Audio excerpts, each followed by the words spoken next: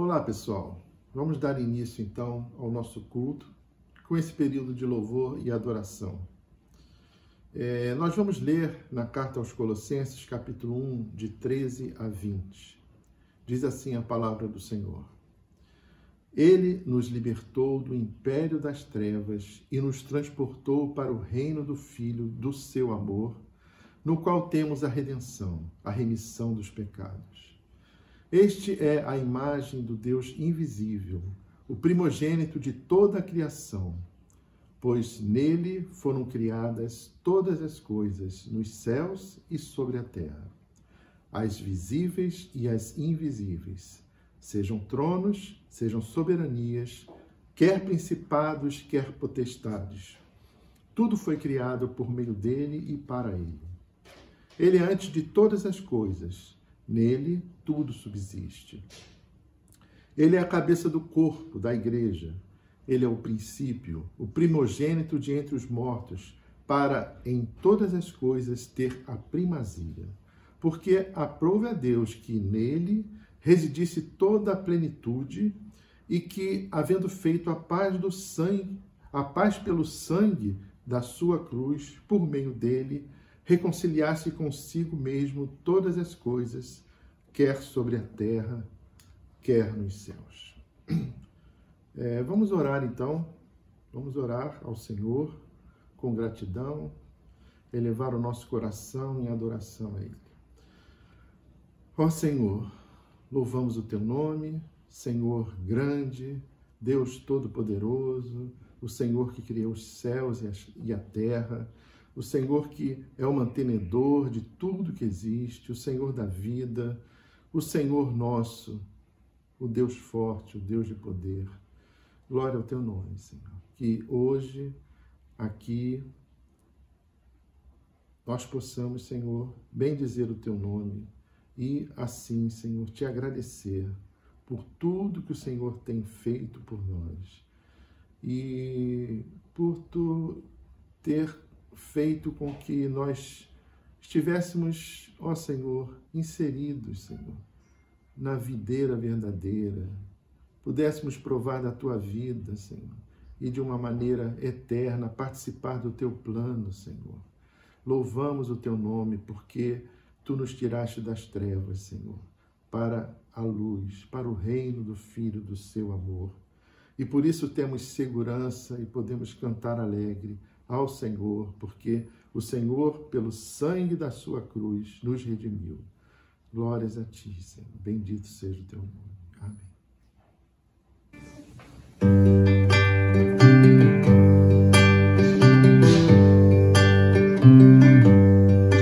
Que segurança tenho em Jesus, pois nele gozo, paz, vida e luz.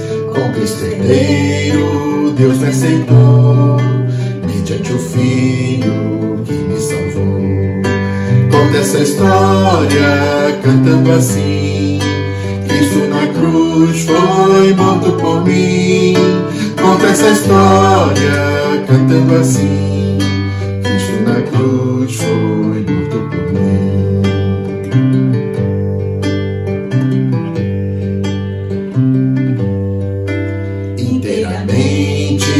Me submeti, plena alegria nele senti, anjos descendo, trazendo os céus, novas da graça que vem de Deus.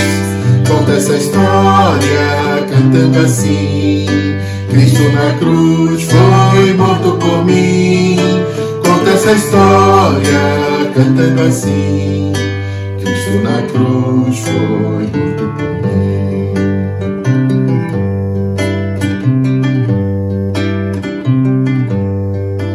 Firmado em Cristo, no seu amor, estou contente em meu Salvador, esperançoso em de viver por Jesus Cristo, por seu poder. Conta essa história cantando assim: Cristo na cruz foi morto por mim. Conta essa história cantando assim: Cristo na cruz foi morto por mim.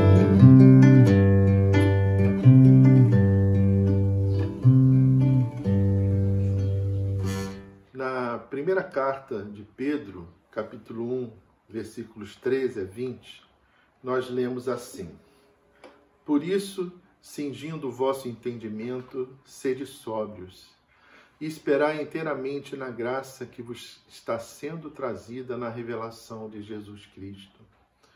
Como filhos da obediência, não vos amoldeis às paixões que tinhais anteriormente na vossa ignorância. Pelo contrário, segundo é santo aquele que vos chamou, tornai-vos santos também vós mesmos em todo o vosso procedimento, porque está escrito: sede santos, porque eu sou santo. Ora, se invocais como Pai aquele que, sem acepção de pessoas, julga segundo as obras de cada um, portai-vos com temor durante o tempo da vossa peregrinação, sabendo que não foi mediante coisas corruptíveis, como prata ou ouro, que fostes resgatados do vosso fútil procedimento que vossos pais vos legaram, mas pelo precioso sangue, como de cordeiro sem defeito e sem mácula, o sangue de Cristo, conhecido, com efeito, antes da fundação do mundo, porém manifestado no fim dos tempos por amor de vós. Irmãos e irmãs, vamos fazer uma oração agora, nos colocando diante do Senhor como aquele que morreu em nosso lugar e que perdoa os nossos pecados, se assim o confessarmos. Senhor Deus, nós te bendizemos, nós agradecemos a Ti, porque o Senhor é digno de honra, porque o Senhor é digno de louvor, pela cruz, Senhor, que Tu nos levaste à salvação, por esse amor tão grande que nos alcançou, Senhor Jesus. Nós te agradecemos e te invocamos para que o Senhor esteja conosco, para que o Senhor trabalhe em nossos corações, para que nós possamos, ó Senhor, ver os nossos pecados e que nós possamos olhar para a Tua palavra, pedir misericórdia, Senhor, e seguirmos conforme a Tua vontade no Teu caminho, ó Pai. Abençoa, Senhor, nesse dia, abençoa os nossos corações para que possamos ouvir a Tua palavra, para que possamos bendizer o Teu nome, para que, ó Deus, possamos verdadeiramente Te prestar um culto de gratidão e de contrição para a Tua honra, para a Tua glória e para o Teu louvor. Fica conosco, Senhor, nós Te bendizemos, em nome de Jesus. Amém. Amém. Então, nos últimos cultos que tivemos, nós refletimos sobre alguns milagres que Jesus fez enquanto esteve entre nós. E a região da Galileia foi um dos locais onde essa esperança cristã foi despertada por meio dos milagres de Jesus, assim como pelo seu ensino e pregação. Como podemos ler lá no Evangelho de João, capítulo 4, versículo 45. Quando Jesus chegou a Galileia, os galileus o receberam, porque viram todas as coisas que ele fizera em Jerusalém. Existe um cântico antigo que fala sobre isso. Nós vamos cantá-lo agora. Chama-se Pelas Praias Galileias.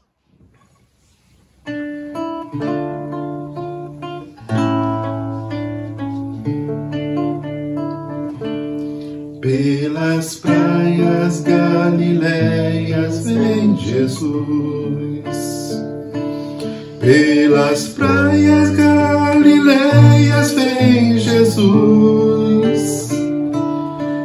Junto às redes os pescadores pra o seguirem vai chamar. E seguiram a Jesus sem vacilar. Toda noite de vigília, tudo em vão.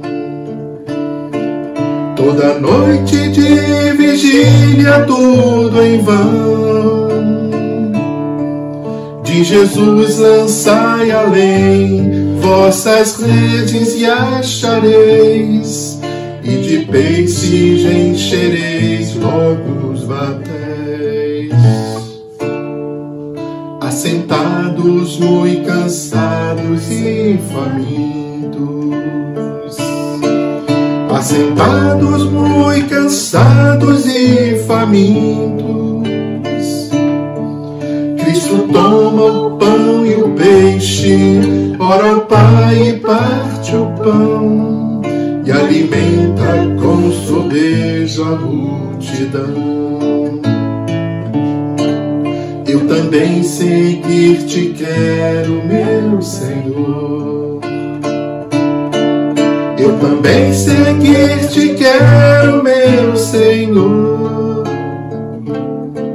Só em ti pode encontrar meu faminto coração, alegria com real satisfação.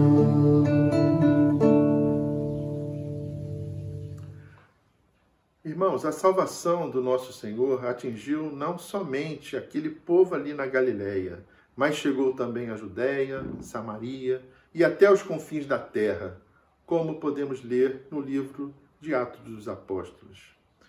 Cantemos então o cântico de todas as tribos.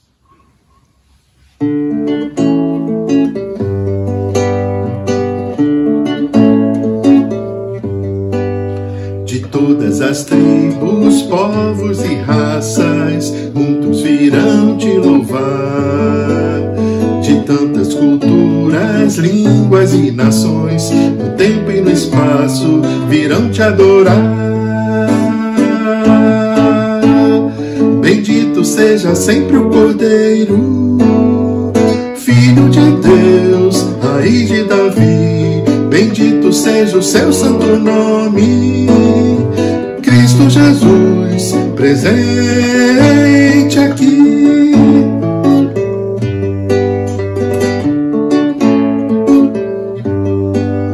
Remidos, comprados, grande multidão, muitos virão te louvar.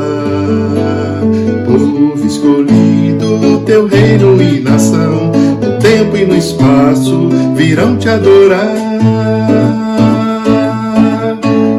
Bendito seja sempre o Cordeiro, Filho de Deus, Raiz de Davi.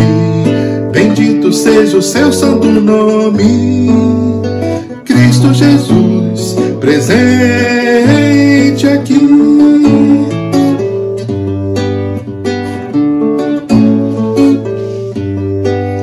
E a nós só nos cabe tudo dedicar, oferta suave ao Senhor. Dons e talentos queremos consagrar, e a vida no teu altar pra teu louvor. Bendito seja sempre o Cordeiro, Filho de Deus, Raiz de Davi. Bendito seja o seu santo nome, Cristo Jesus, presente aqui.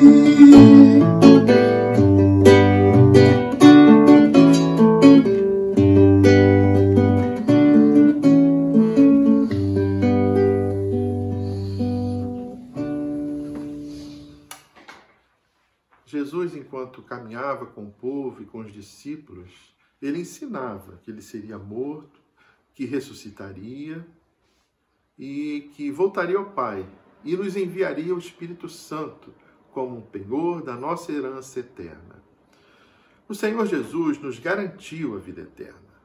Podemos ver isso em João 17, quando, tendo Jesus falado estas coisas, levantou os olhos ao céu e disse: Pai, é chegada a hora, glorifica teu Filho, para que o Filho te glorifique a ti, assim como lhe conferiste autoridade sobre toda a carne, a fim de que ele conceda a vida eterna a todos os que lhe deste.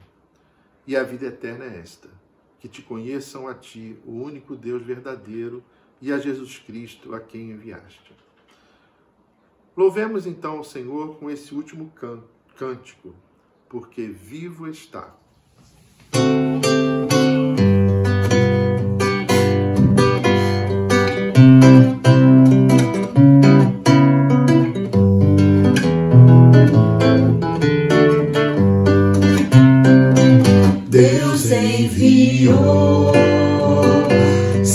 Filho amado pra nos salvar e perdoar. Na cruz morreu por meus pecados, mas ressurgiu e vivo com o Pai está.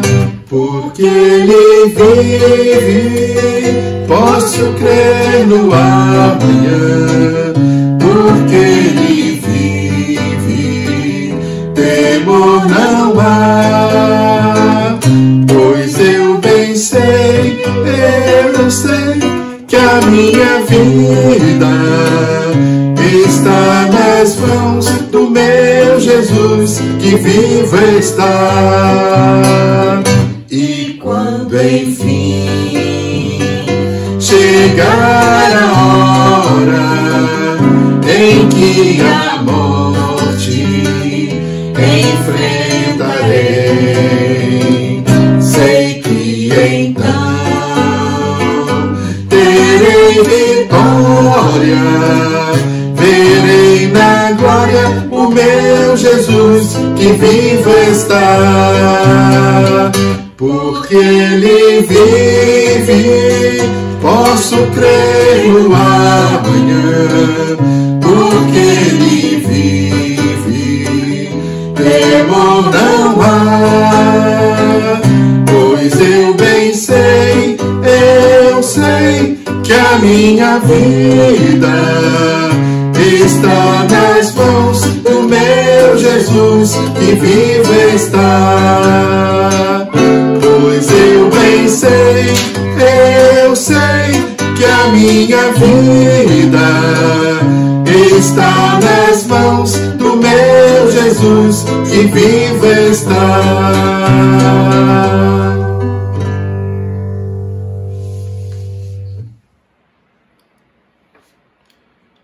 Ó Jesus amado, nós queremos louvar o Teu nome, Senhor, porque em verdade a nossa vida está segura contigo, Senhor. Tu nos asseguraste, Senhor, a salvação, ó Deus, e ressurgindo dos mortos, Tu ganhaste para nós, Senhor, também a vitória sobre a morte. Louvado seja o Teu nome, louvado seja o Teu nome, porque Tu vives ontem, hoje e eternamente, Senhor. Abençoa o restante agora do nosso culto, dando, Senhor, capacidade para entender os Teus ensinos. Fala ao nosso coração, aplica em nós os Teus ensinos, para que possamos render frutos para Ti, e assim o Teu nome, ó Senhor Jesus, seja glorificado. Amém. Graça e paz, que alegria poder estar com você, mesmo que virtualmente, para nós meditarmos na palavra do Senhor, para nós adorarmos o Senhor. Que Deus continue abençoando a sua vida, que nós possamos sempre estar nesse espírito de igreja, né? Mesmo que à distância, mesmo que não unidos presencialmente, que faz muita falta, mas nesse intuito de estarmos como uma família, orando uns pelos outros, contando uns com os outros. E hoje eu estou gravando aqui de um lugar diferente, um lugar que eu estava com muita saudade, creio que você também está. Aqui o nosso templo, com certeza ele está hoje um pouco triste. Aqui o ambiente por causa da ausência dos irmãos. E vim dar uma volta aqui com a família no bairro. E saudade, irmãos, que Deus possa nos ajudar, nos fortalecer nesse tempo tão difícil, né, onde nós não podemos nem estar próximos daqueles que amamos, mas Deus tem nos sustentado. Hoje, então, nós iniciaremos a terceira mensagem dessa série Narrativas de Esperança, né? Uma série de mensagens nos Evangelhos. E nos outros dois meditamos no Evangelho segundo Marcos. Hoje convido vocês a abrirem lá em Lucas, o Evangelho segundo Lucas, capítulo 5. Nós leremos do verso 17 até o 26. Minha versão é a Nova Almeida atualizada. Você pode acompanhar na sua Bíblia e a leitura. E aconteceu que, num daqueles dias, Jesus estava ensinando, e achavam-se ali assentados fariseus e mestres da lei, vindos de todas as aldeias da Galiléia, da Judéia e de Jerusalém. E o poder do Senhor estava com ele para curar. Vieram então alguns homens trazendo um paralítico deitado num leito. Eles procuravam levá-lo para dentro e colocá-lo diante de Jesus. E não encontrando uma forma de fazer isso por causa da multidão, subiram ao telhado e por entre as telhas desceram o paralítico no seu leito, deixando-o no meio das pessoas diante de Jesus. Vendo-lhes a fé, Jesus disse ao paralítico: Homem, os seus pecados estão perdoados. E os escribas e fariseus começaram a pensar: quem é este que diz blasfêmias? Quem pode perdoar pecados a não ser um que é Deus?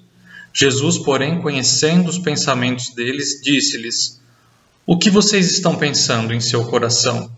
O que é mais fácil? Dizer os seus pecados estão perdoados ou dizer levante-se e ande? Mas isto é para que vocês saibam que o Filho do Homem tem autoridade sobre a terra para perdoar pecados.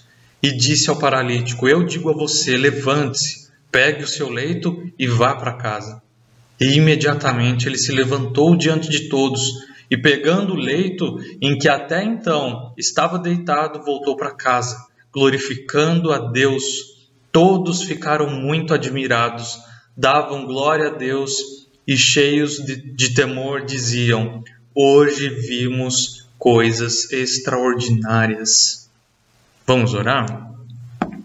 Senhor, Pai amado, nós lemos a Tua Palavra, nós lemos essa narrativa e clamamos ao Senhor pela iluminação do Teu Espírito Santo, para que não seja somente uma história onde nós lemos, aprendemos, conhecemos algo que Jesus fez, mas que realmente essa palavra entre no nosso coração e nos instrua, nos console, nos conforte, nos ajude na nossa caminhada cristã, nos ajude a sermos mais parecidos com Teu Filho Jesus, Pai. O nosso desejo é que o Senhor cumpra em nós os Teus planos. A nossa vontade é que o Senhor faça a Tua vontade em nós. E para isso precisamos meditar e entender a Tua palavra, Pai. Fala conosco, Pai, no nome de Jesus. Amém.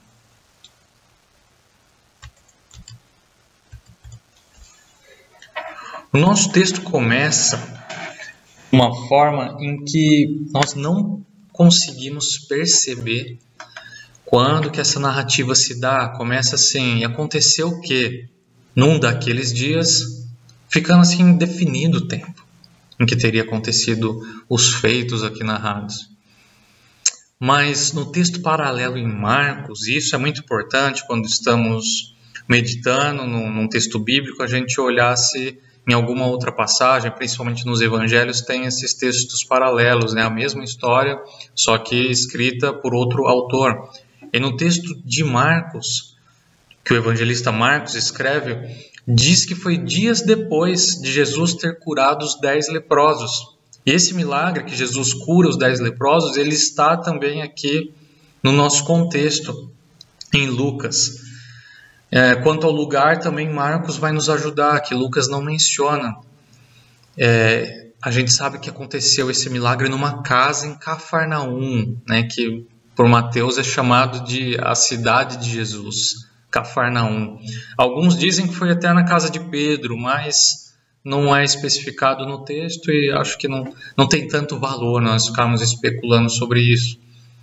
Enquanto Marcos ele destaca a grande quantidade de pessoas que não cabiam nem ao lado da porta da casa. Ali estava muita gente chegando e querendo ver Jesus, estar perto de Jesus, ouvir os seus ensinos. Lucas, ele enfatiza a presença de muitos fariseus e mestres da lei, os escribas, vindos da Galiléia, Judéia e Jerusalém.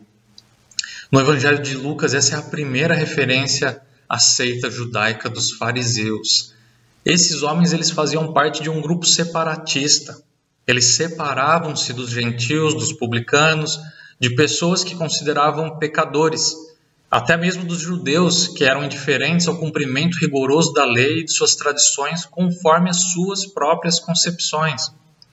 Os mestres da lei, que no versículo 21 são referidos como escribas, eram os homens que estudavam, ensinavam, interpretavam e transmitiam a lei mosaica, a lei como era geralmente explicada pela tradição.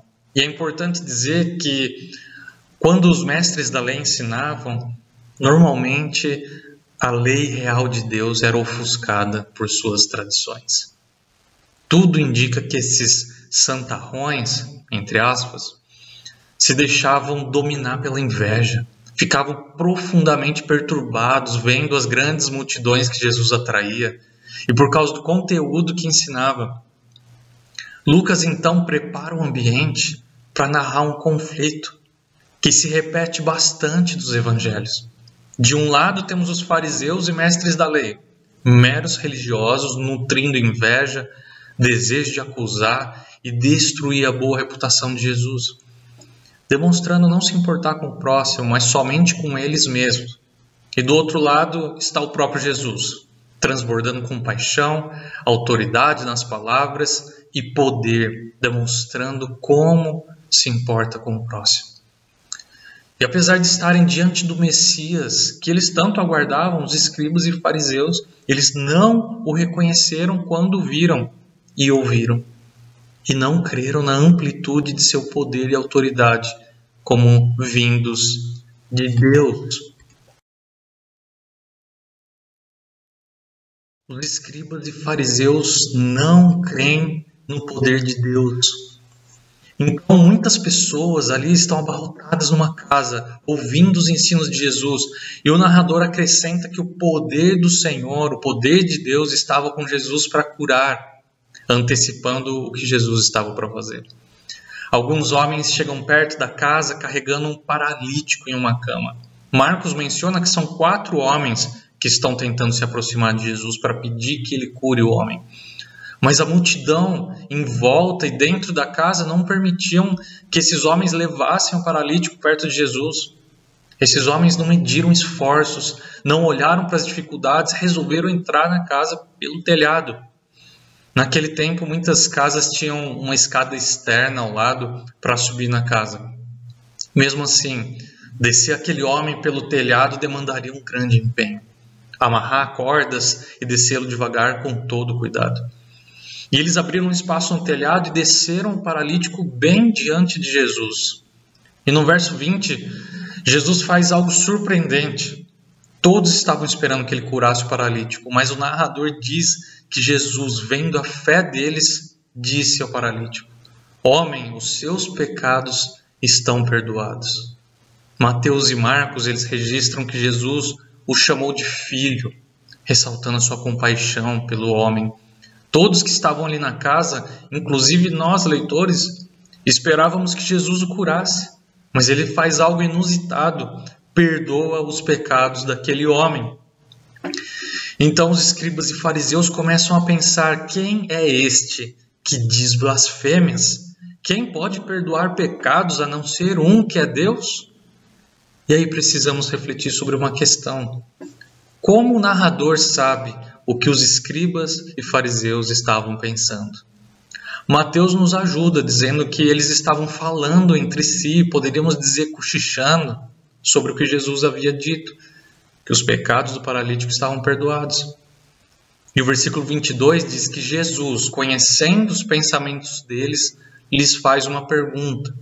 Aí podemos pensar que Jesus, só de ver a reação deles diante de suas palavras, a fisionomia, os cochichos, e pelo estilo extremo de religiosidade, sabia o que eles estavam pensando e comentando. Ou até mesmo que Deus Pai poderia revelar a Jesus os próprios pensamentos deles. Mas pelo que Mateus diz, pelo menos alguns deles estavam cochichando. Outros poderiam estar só pensando. E Jesus, conhecendo suas intenções, percebeu a postura deles. E Jesus pergunta: o que vocês estão pensando no coração de vocês? O coração, irmãos, é a fonte da vida, das intenções.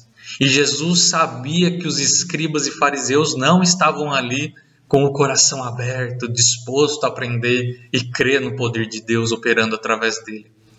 E ele prossegue: o que é mais fácil? O que é mais fácil dizer os seus pecados estão perdoados ou dizer levante-se e ande? O que é mais fácil? Qualquer resposta que eles derem, então, terão que admitir que o poder de Deus opera em Jesus, porque realmente só Deus tem autoridade para perdoar pecados. Só o poder de Deus poderia curar um paralítico instantaneamente. Eles ficam calados. A religiosidade desses homens os cega de tal forma que eles não podem reconhecer o Messias, o Salvador, diante deles. O estilo de vida deles é acusar, julgar, apontar os pecados dos outros. E se veem como os grandes santos homens de Deus, mas não conhecem a Deus e nem o seu poder. Os escribas e fariseus não creem no poder de Jesus. Da mesma forma, os meros religiosos hoje não creem no poder de Jesus. Vivemos em dias que muitos religiosos se assemelham com os escribas e fariseus. Entram em discussões, debates intermináveis sobre doutrinas, tradições. É claro que a discussão com o intuito de edificar é saudável. Conversar sobre temas bíblicos relevantes tem grande valor, mas o que se tem visto é um desejo insano de inflar o ego e de simplesmente provar quem está certo e humilhar o outro que supostamente está errado. E se Jesus estivesse realmente presente, em grande parte dessas discussões perguntaria: o que vocês estão pensando nos seus corações? Qual a motivação desses debates? É para que eu seja glorificado? Se é, então vocês estão no caminho errado. Eu não estou sendo glorificado quando o irmão de vocês é envergonhado. Hoje temos certeza que Jesus conhece os nossos pensamentos, pois ele retomou todos os seus atributos divinos que ele decidiu não usar quando estava andando entre nós e agia na dependência do Pai. Mas hoje Jesus, com toda certeza, ele conhece tudo o que se passa no nosso coração. E ele pergunta para nós hoje: o que vocês estão pensando em seu coração? Qual é a motivação de vocês para falar o que vocês falam, para fazer o que vocês fazem? Nós dizemos com as palavras que cremos no poder infinito de Jesus e na sua autoridade como Rei do Universo. Mas eu pergunto para você refletir comigo sinceramente agora no seu coração: a que você está disposto para que o poder de Jesus se manifeste através da sua vida? Aqueles 4 homens, eles estavam dispostos a fazer qualquer coisa para levar o paralítico até Jesus. Eles não só creram no poder divino em Jesus, mas eles estavam dispostos e fizeram o que estava ao seu alcance para que o homem fosse curado. Não havia cadeira de rodas para facilitar o percurso. Deve ter sido um trajeto muito cansativo, carregando aquela cama todo o caminho. E chegando lá, toda aquela multidão, poderia ser desanimadora a situação, mas eles não desistiram. E não eram brasileiros que não desistem nunca, assim como nós somos, eu e você, né? Tem esse lema, né? O brasileiro não desiste nunca. Eles tomaram as providências necessárias. Subiram em cima da casa, prepararam o leito do paralítico com cordas e desceram o homem pelo telhado. A fé deles os impulsionava. E isso é muito maravilhoso de se ver. Quando eu estudava no Instituto Bíblico lá em Patrocínio, Minas Gerais, a igreja que eu frequentava, lá na igreja tinha um irmão com limitações para andar. Ele usava muletas, andava se arrastando. E ele não conseguia subir escadas. Naquele tempo, não sei hoje como está, mas não tinha uma rampa de acesso. E até mesmo uma rampa ali, ele teria certa dificuldade de subir. Tem uma escadaria muito grande para entrar no templo. E ele não conseguia subir de maneira nenhuma, por causa das suas limitações físicas. Alguém tinha que carregá-lo toda vez. E ele era pesado. Normalmente precisava de 2 pessoas. Eu várias vezes carreguei ele com outro irmão. Não era fácil. Tanto pelo peso, quanto pelo jeito de carregar, desajeitado, porque ele tinha o corpo torto. E eu lembro que muitas vezes que eu chegava lá no templo e ele estava ali no portão esperando ser carregado, eu pensava no meu coração: ah, não, ele está ali, eu vou ter que carregá-lo mais uma vez. Nós dizemos que cremos e queremos ver o poder de Jesus, mas não estamos dispostos a carregar nossos irmãos que não conseguem andar sozinhos. E aqui falo não só no sentido literal da minha experiência, mas de apoiar nossos irmãos, estar disposto a ajudar. E até mesmo pessoas que não são nossos irmãos, que são descrentes, visando o poder, que o poder de Deus se manifeste na vida deles, que a graça de Deus, o amor de Jesus se manifeste através das nossas ações. Tudo para nós é difícil e damos as mais variadas desculpas para aliviar nossa consciência. Ah, não tenho tempo para ajudar, não tenho tempo nem para mim, para minha família. Ah, mas eu não tenho recursos.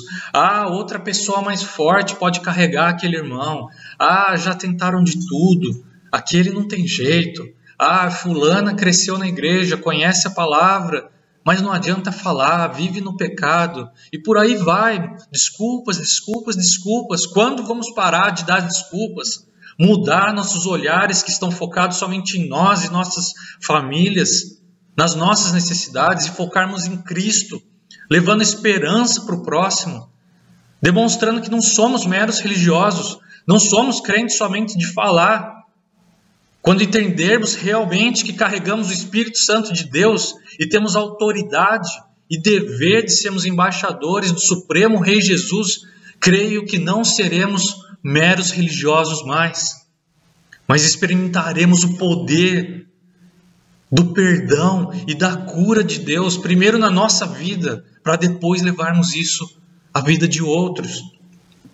Por causa da fé e da atitude, tanto do paralítico, como daqueles que o levaram até Jesus, o poder divino se manifesta naquela casa. E Jesus demonstra no paralítico que tem poder para perdoar e curar.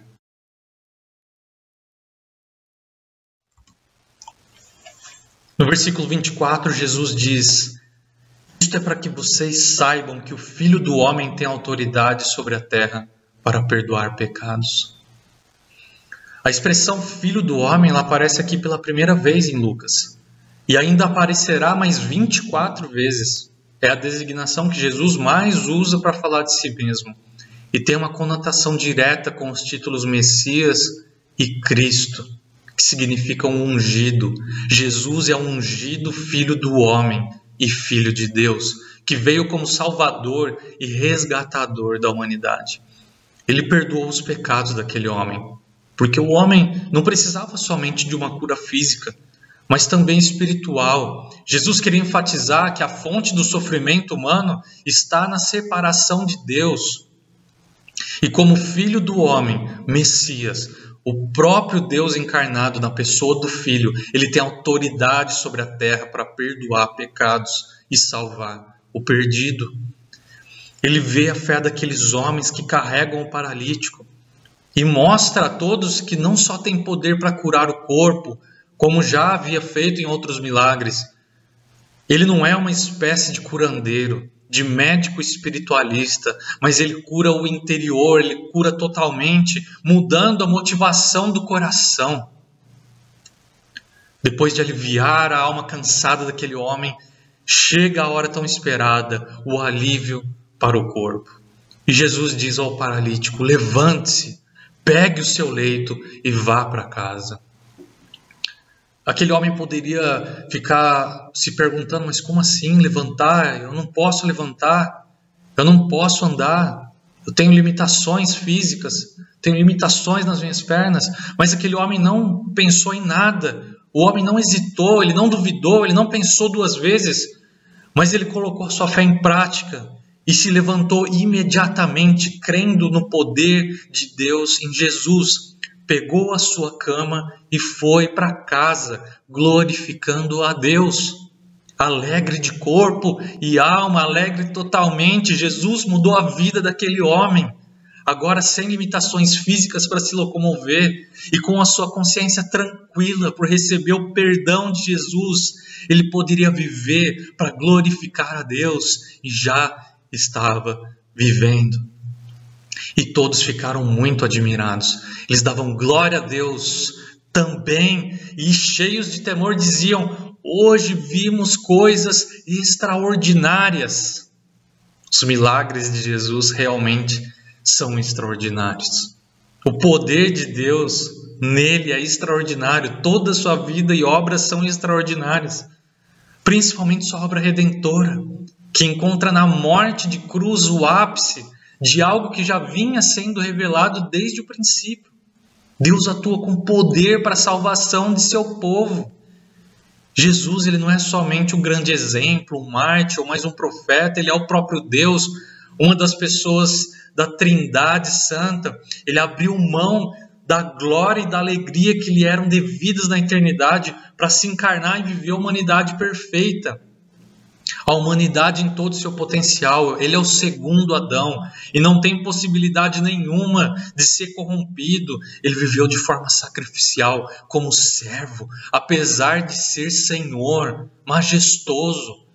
Ele viveu e se humilhou. Seu sacrifício perfeito na cruz nos libertou da escravidão do pecado, nos salvou de vivermos para nós mesmos, sem propósito, sem alegria permanente.